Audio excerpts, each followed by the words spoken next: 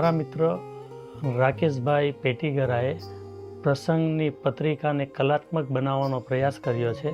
તે બદલ અમારો પરિવાર એમનો આભાર વ્યક્ત કરે છે. ये कहानी है सादेली की. ये एक अत्यंत कुशल तकनीक है जिसमें लकड़ी के ऊपर ज्योमेट्रिकल पैटर्न्स बनाए जाते हैं. 16वीं शताब्दी में पारसियों के माध्यम से भारत आई ईरान से और पिछले 500 सालों से सूरत की गलियों में सांस ले रही है. फ्लरिशिंग करियर को छोड़कर अपने पुरखों की इस विरासत को फिर से जीने का मौका दिया. હાલમાં જ રાકેશભાઈ પેટીગરાને ભારતના રાષ્ટ્રપતિ શ્રીમતી દ્રૌપદી મુર્મુ દ્વારા બેસ્ટ આર્ટિસ્ટ ઓફ ઇન્ડિયાનો અમને એવોર્ડ એનાયત કરવામાં આવ્યો છે, જે અમારા અને સૌ સુરતીઓ માટે ગૌરવની ક્ષણ છે.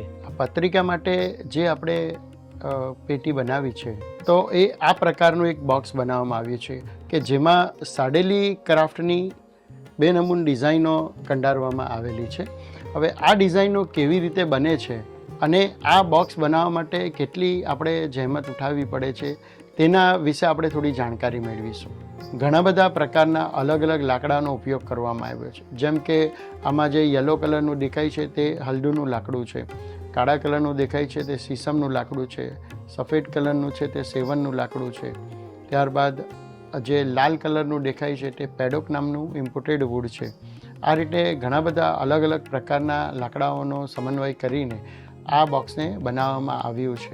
જે લોકો આ પેટી પોતાની પાસે સાચવશે તેને વર્ષો વર્ષ સુધી આ કલા તેમજ અમારા ભરતભાઈનો આ પ્રસંગ સદાય અંકિત રહેશે.